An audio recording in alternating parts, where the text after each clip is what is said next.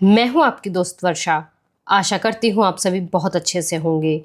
एक बार आपका फिर से स्वागत करती हूं प्रेमचंद सेगमेंट में एक नई कहानी के साथ। आज हम जिस कहानी का पाठ करेंगे उसका नाम है विद्रोही। अगर आप हमारे चैनल पर नए हैं तो हमारे चैनल को सब्सक्राइब करना और हमारी वीडियोस को लाइक करना बिल्कुल ना भूलें। चलिए बढ़ते हैं अपनी कहानी की ओर।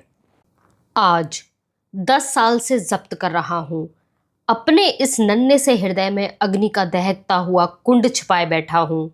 संसार में कहीं शांति होगी, कहीं सैर तमाशे होंगे, कहीं मनोरंजन की वस्तुएं होंगी। मेरे लिए तो अब यही अग्नि राशि है और कुछ नहीं। जीवन की सारी अभिलाषाएं इसी में जलकर राख हो गईं। आखिर मैं किससे अपनी मनोव्यथा कहूं? फायदा ही क्या है? जिसके भाग्य में रुदन अनंत रुदन हो उसका मर जाना ही अच्छा है। मैंने पहली बार तारा को उस वक्त देखा जब मेरी उम्र 10 साल की थी। मेरे पिता आगरा के एक अच्छे डॉक्टर थे। लखनऊ में मेरे एक चाचा रहते थे। उन्होंने वकालत में काफ़ी धन कमाया था। मैं उन दिनों चाचा जी के साथ ही रहता था। चाचा के कोई संतान न थी, इसलिए मैं ही उनका वारिस था। चाचा और चाची दोनों मुझे अपना पुत्र समझते थे। मेरी माता बचपन में ही स्वर्ग सिधार चुकी थी। मातृ स्नेह का जो कुछ प्रसाद मुझे मिला वह चाची जी की ही भिक्षा थी। वही भिक्षा मेरे उस मातृ प्रेम से वंचित बालपन की सारी विभूति थी। चाचा साहब के पड़ोस में हमारी बिरादरी के एक बाबू साहब और रहते थे। वे रेलवे विभाग में किसी अच्छे ओहदे पर थे। 200-250 रुपये पाते थे। नाम था विमल चंद्र। तारा उन्हीं की पुत्री थी। उस वक्त उसकी उम्र 5 साल की होगी। बचपन का वह दिन आज भी आंखों के सामने है जब तारा एक फ्रॉक पहने, बालों में एक गुलाब का फूल गूंथे हुए मेरे सामने आकर खड़ी हो गई। कह नहीं सकता क्यों मैं उसे देखकर झेंपसा गया। मुझे वह देवकन्या सी मालूम हुई जो उषा काल के सौरभ और प्रकाश से रंजित आकाश से उतर आई हो। उस दिन से तारा अक्सर मेरे घर आती। उसके घर में खेलने की जगह न थी। चाचा साहब के घर के सामने लंबा चौड़ा मैदान था, वहीं वह खेला करती। धीरे धीरे मैं भी उससे मानूस हो गया। मैं जब स्कूल से लौटता तो तारा दौड़कर मेरे हाथों से किताबों का बस्ता ले लेती। जब मैं स्कूल जाने के लिए गाड़ी पर बैठता तो वह भी आकर मेरे साथ बैठ जाती। एक दिन उसके सामने चाची ने चाचा जी से कहा, तारा को मैं अपनी बहू बनाऊंगी। क्यों कृष्णा, तू तारा से ब्याह करेगा? मैं मारे शर्म के बाहर भाग आया, लेकिन तारा वहीं खड़ी रही मानो चाची ने उसे मिठाई देने को बुलाया हो। उस दिन से चाचा और चाची में अक्सर यही चर्चा होती, कभी सलाह के ढंग से, कभी मजाक के ढंग से। उस अवसर पर मैं शर्माकर बाहर भाग जाता था, पर तारा खुश होती थी। दोनों परिवारों में इतना घराव था कि इस संबंध का हो जाना कोई असाधारण बात न थी। तारा के माता पिता को तो इसका पूरा विश्वास था कि तारा से मेरा विवाह होगा। मैं जब उनके घर जाता तो मेरी बड़ी आवभगत होती। तारा की माँ उसे मेरे साथ छोड़कर किसी बहाने से टल जाती थी। किसी को अब इसमें शक न था कि तारा ही मेरी हृदयेश्वरी होगी। एक दिन उस सरला ने मिट्टी का एक घरौंदा बनाया। मेरे मकान के सामने नीम का पेड़ था। उसी की छाह में वह घरौंदा तैयार हुआ। उसमें कई जरा जरा से कमरे थे, कई मिट्टी के बर्तन, एक नन्ही सी चारपाई थी। मैंने जाकर देखा तो तारा घरौंदा बनाने में तन्मय हो रही थी। मुझे देखते ही दौड़कर मेरे पास आई और बोली, कृष्णा चलो हमारा घर देखो, मैंने अभी बनाया है। घरौंदा देखा तो हंसकर बोला, इसमें कौन रहेगा तारा? तारा ने ऐसा मुंह बनाया मानो यह व्यर्थ का प्रश्न था। बोली, क्यों, हम और तुम कहाँ रहेंगे? जब हमारा तुम्हारा विवाह हो जाएगा तो हम लोग इसी घर में आकर रहेंगे। वह देखो तुम्हारी बैठक है, तुम यहीं बैठकर पढ़ोगे। दूसरा कमरा मेरा है, इसमें बैठकर मैं गुड़िया से खेलूंगी। मैंने हंसी करके कहा, क्यों, क्या मैं सारी उम्र पढ़ता ही रहूंगा और तुम हमेशा गुड़िया से ही खेलती रहोगी? तारा ने मेरी तरफ इस ढंग से देखा जैसे मेरी बात नहीं समझी। पगली जानती थी कि जिंदगी खेलने और हंसने के लिए ही है। यह न जानती थी कि एक दिन हवा का एक झोंका आएगा जो इस घरौंदे को उड़ा ले जाएगा और इसी के साथ हम दोनों भी कहीं से कहीं जा उड़ेंगे। इसके बाद मैं पिताजी के पास चला आया और कई साल पढ़ता रहा। लखनऊ की जलवायु मेरे अनुकूल न थी, या पिताजी ने मुझे अपने पास रखने के लिए यह बहाना किया था, मैं निश्चय नहीं कह सकता। इंटरमीडिएट तक मैं आगरा में ही पढ़ा, लेकिन चाचा साहब के दर्शनों के लिए बराबर जाता रहता था। हर एक तातील में लखनऊ अवश्य जाता, और गर्मियों की छुट्टी तो पूरी लखनऊ में ही कटती थी। एक छुट्टी गुजरते ही दूसरी छुट्टी आने के दिन गिने जाने लगते थे। अगर मुझे एक दिन की भी देर हो जाती तो तारा का पत्र आ पहुंचता। बचपन के उस सरल प्रेम में अब जवानी का उत्साह और उन्माद था। वे प्यारे दिन क्या भूले जा सकते हैं? वही मधुर स्मृतियां अब इस जीवन का सर्वस्व हैं। हम दोनों रात को सबकी नजरें बचाकर मिलते और हवाई किले बनाते। इससे कोई यह न समझे कि हमारे मन में पाप था, कदापि नहीं। हमारे बीच में एक भी ऐसा शब्द, एक भी ऐसा संकेत न आने पाता जो हम दूसरों के सामने ना कर सकते, जो उचित सीमा के बाहर होते। यह केवल वह संकोच था जो इस अवस्था में हुआ करता था।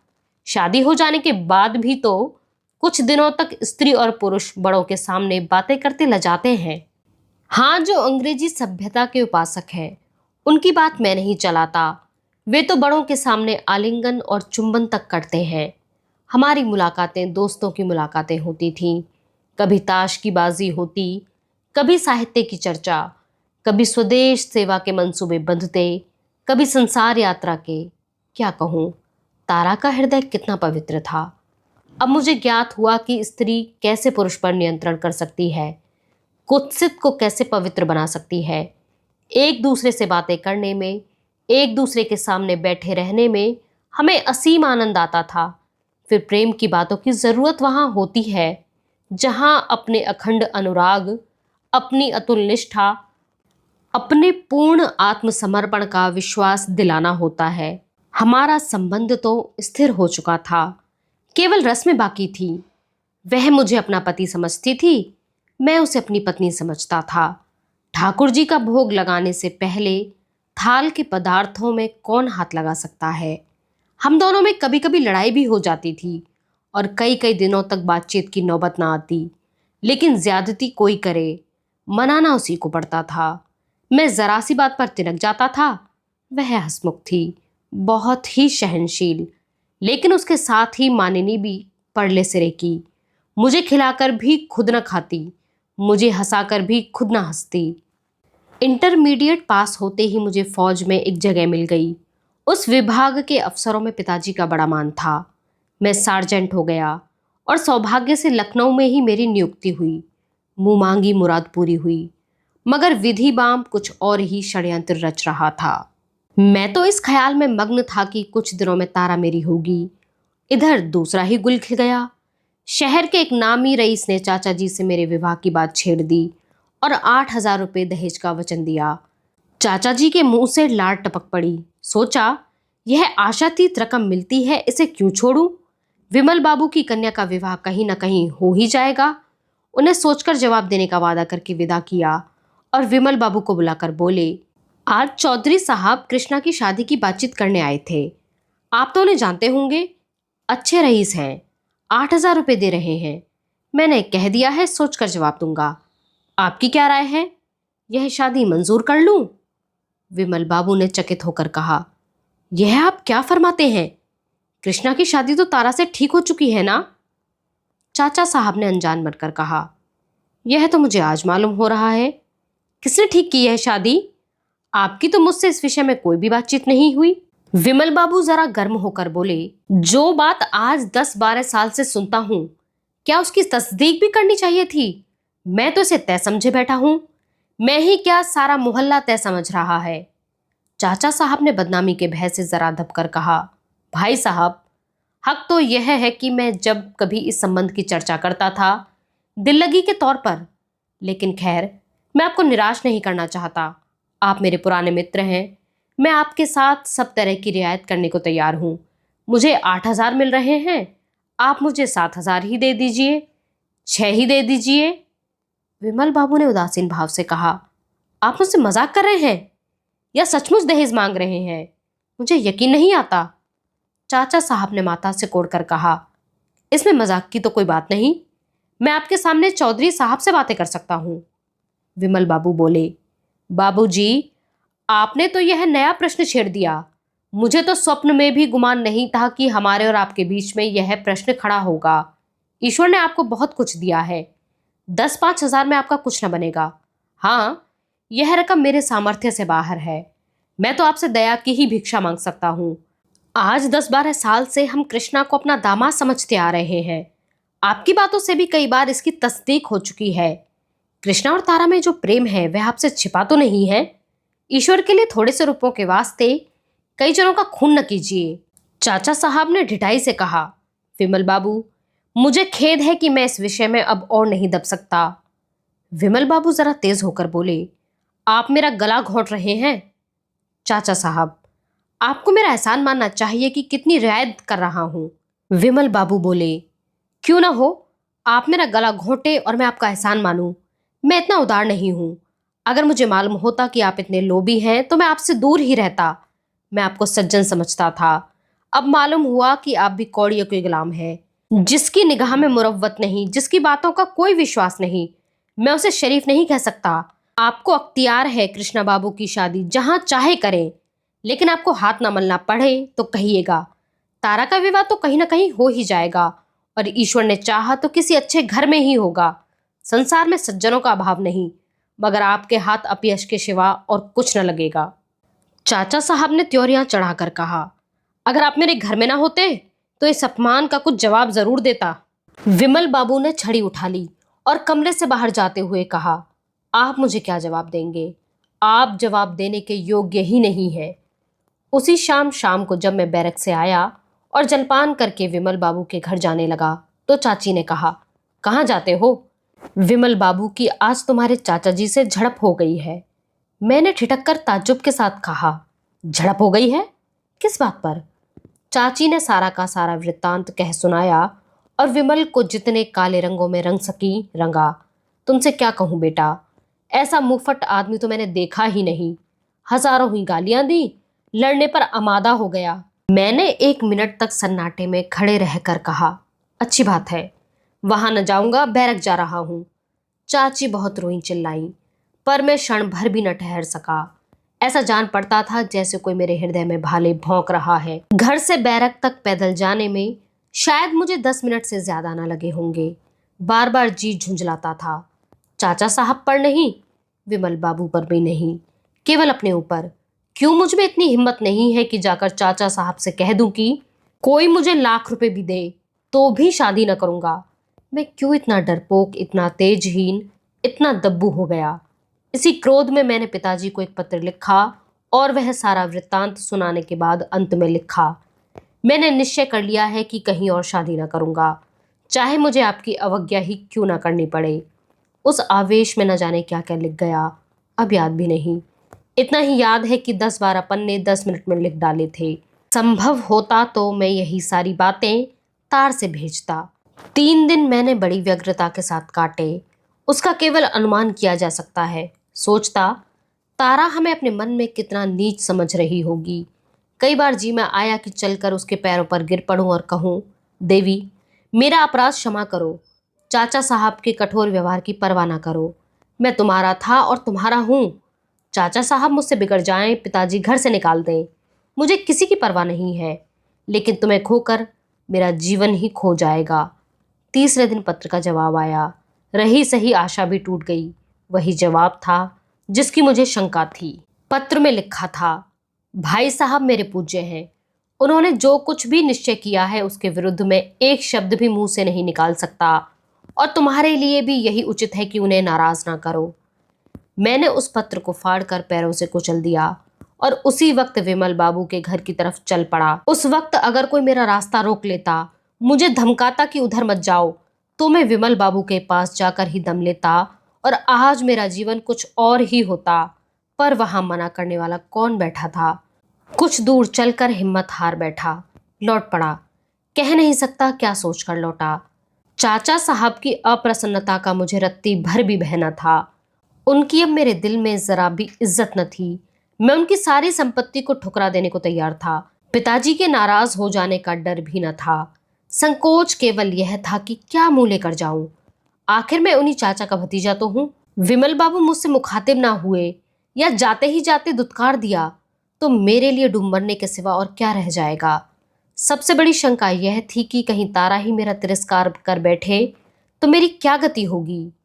हाय अहृदय तारा, निष्ठुर तारा, अबोध तारा, अगर तूने उस वक्त दो शब्द लिखकर मुझे तसल्ली दे दी होती तो आज मेरा जीवन कितना सुखमय होता। तेरे मौन ने मुझे सदा के लिए मटिया मेट कर दिया, सदा के लिए। 3 दिन फिर मैंने अंगारों पर लोट लोट कर काटे। ठान लिया था कि अब किसी से ना मिलूंगा। सारा संसार मुझे अपना शत्रु सा दिखाई देता था। तारा पर भी क्रोध आता था। चाचा साहब की तो सूरत से मुझे घृणा हो गई थी। मगर तीसरे दिन शाम को चाचा जी का रुक्का पहुंचा, मुझसे आकर मिल जाओ। जी मैं तो आया कि लिख दूं, मेरा आपसे कोई संबंध नहीं है। आप समझ लीजिए मैं मर गया। मगर फिर उनके स्नेह और उपकारों की याद आ गई। खरी खरी सुनाने का भी अच्छा अवसर मिल रहा था। हृदय में युद्ध का नशा और जोश भरे हुए चाचा जी की सेवा में मैं पहुंच गया। चाचा जी ने मुझे सिर से पैर तक देखकर कहा, क्या आजकल तुम्हारी तबीयत अच्छी नहीं है? आज राय साहब सीताराम तशरीफ लाए थे, तुमसे कुछ बातें करना चाहते हैं। कल सवेरे मौका मिले तो चले आना, या तुम्हें लौटने की जल्दी ना हो तो मैं इसी वक्त बुला भेजूं।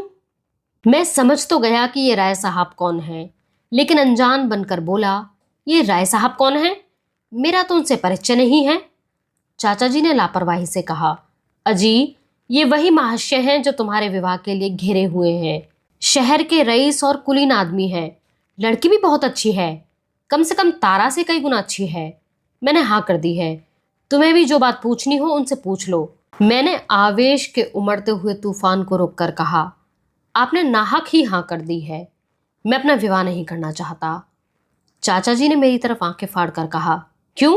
मैंने उसी निर्भीकता से जवाब दिया, इसलिए कि मैं इस विषय में स्वाधीन रहना चाहता हूँ। चाचा साहब ने जरा नर्म होकर कहा, मैं अपनी बात दे चुका हूँ, क्या तुम्हें इसका कुछ ख्याल नहीं है? मैंने उद्दंडता से जवाब दिया, जो बात पैसों पर बिकती है उसके लिए मैं अपनी जिंदगी खराब नहीं कर सकता। चाचा साहब ने गंभीर भाव से कहा, यह तुम्हारा आखिरी फैसला है? जी हाँ, आखिरी। पछताना पड़ेगा। आप इसकी चिंता ना करें, आपको कष्ट देने ना आऊंगा। अच्छी बात है। यह कहकर वे उठे और अंदर चले गए। मैं कमरे से निकला और बैरक की तरफ चला। सारी पृथ्वी चक्कर खा रही थी। आसमान नाच रहा था और मेरी देह हवा में उड़ी जाती थी। मालूम होता था पैरों के नीचे की जमीन है ही नहीं।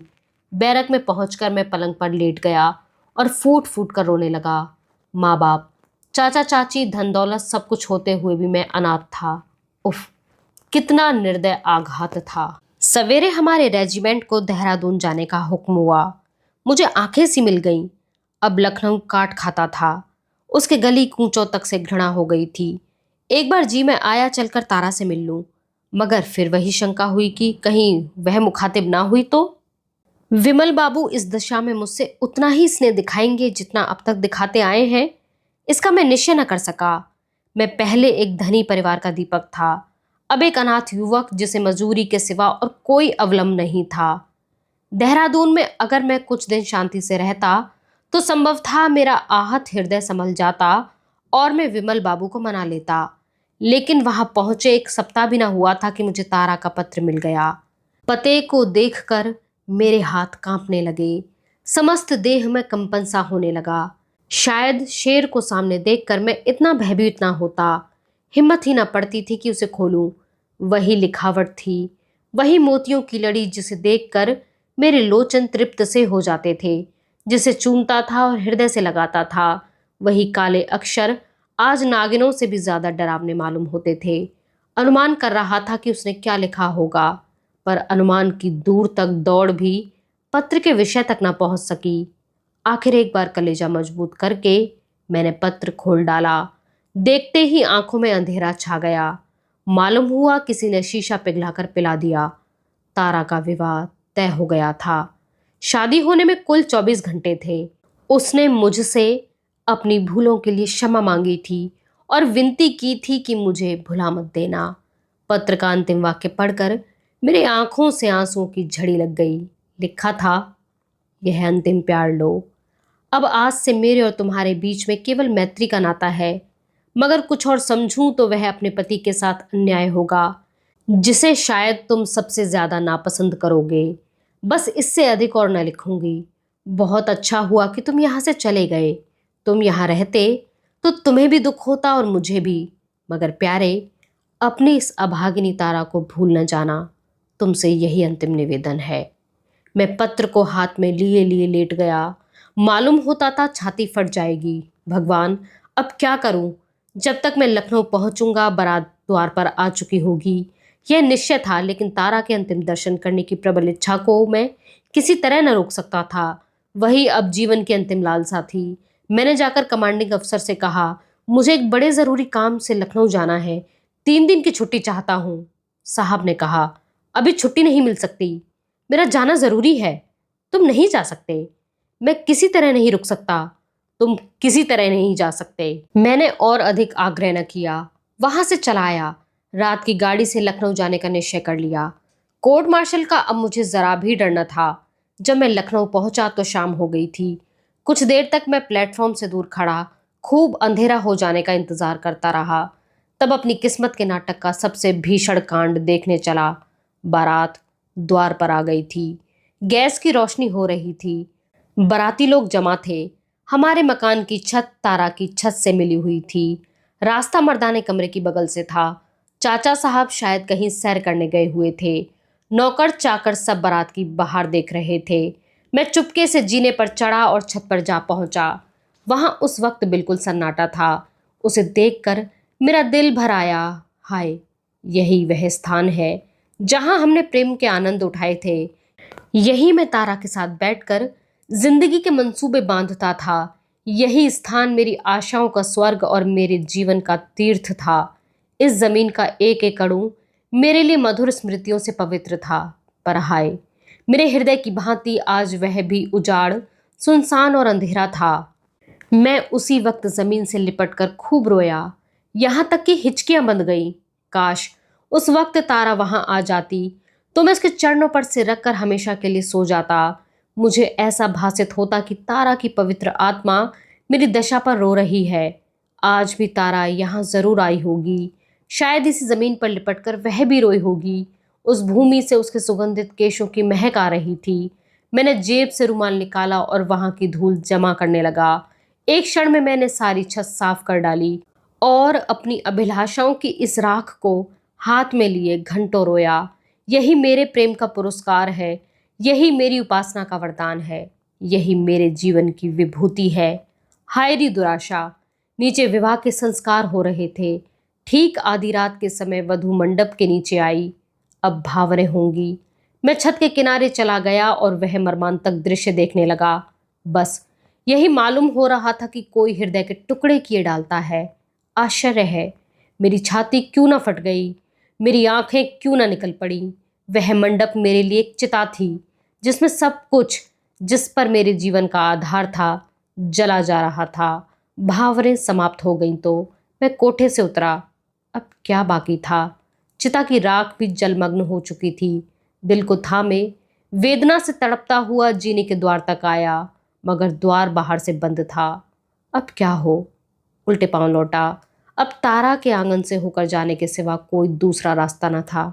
मैंने सोचा, इस जमघट में मुझे कौन पहचानता है, निकल जाऊंगा। लेकिन ज्यों ही आंगन में पहुंचा, तारा की माताजी की निगाह पड़ गई। चौंक कर बोली, कौन? कृष्णा बाबू, तुम कब आए? आओ मेरे कमरे में आओ। तुम्हारे चाचा साहब के भय से हमने तुम्हें न्योता नहीं भेजा। तारा प्रातःकाल विदा हो जाएगी, आओ उससे मिल लो। दिन भर से तुम्हारी रट लगा रही है। यह कहते हुए उन्होंने मेरा बाजू पकड़ लिया और मुझे खींचते हुए अपने कमरे में ले गईं। फिर पूछा, अपने घर से होते हुए आए हो ना? मैंने कहा, मेरा घर यहाँ कहाँ है? क्यों, तुम्हारे चाचा साहब नहीं है? हाँ, चाचा साहब का घर है। मेरा घर अब कहीं नहीं है। बनने की कभी आशा थी, पर आप लोगों ने वह भी तोड़ दी। इसमें हमारा क्या दोष था भैया? लड़की का ब्याह तो कहीं ना कहीं करना ही था। तुम्हारे चाचा जी ने तो हमें मझधार में छोड़ दिया था। भगवान ने ही उबारा। क्या अभी स्टेशन से चले आ रहे हो? तब तो अभी तक कुछ खाया भी ना होगा। हाँ, थोड़ा सा जहर ला कर दीजिए, यही मेरे लिए सबसे अच्छी दवा है। वृद्धा विस्मित होकर मुंह ताकने लगी। मुझे तारा से कितना प्रेम था, वह बेचारी क्या जानती थी। मैंने उसी विरक्ति के साथ फिर कहा, जब आप लोगों ने मुझे मार डालने का निश्चय ही कर लिया तो अब क्यों देर करती हैं? आप मेरे साथ यह दगा करेंगी? यह मैं न समझता था। खैर, जो हुआ अच्छा ही हुआ। चाचा और बाप की आंखों से गिरकर मैं शायद आपकी आंखों में भी ना जचता। बुढ़िया ने मेरी तरफ शिकायत की नजरों से देखकर कहा, तुम हमें इतना स्वार्थी समझते हो बेटा? मैंने जले हुए हृदय से कहा, अब तक तो ना समझता था, लेकिन परिस्थिति ने ऐसा समझने को मजबूर किया। मेरे खून का प्यासा दुश्मन भी मेरे ऊपर इससे घातक वार न कर सकता। मेरा खून आपकी ही गर्दन पर होगा। तुम्हारे चाचा जी ने ही तो इनकार कर दिया। आप लोगों ने मुझसे भी कभी कुछ पूछा? मुझसे भी कुछ कहा? मुझे भी कुछ कहने का अवसर दिया? आपने तो ऐसी निगाहें फेरी जैसे आप दिल से यही चाहती थी। मगर आपसे क्या शिकायत करूं?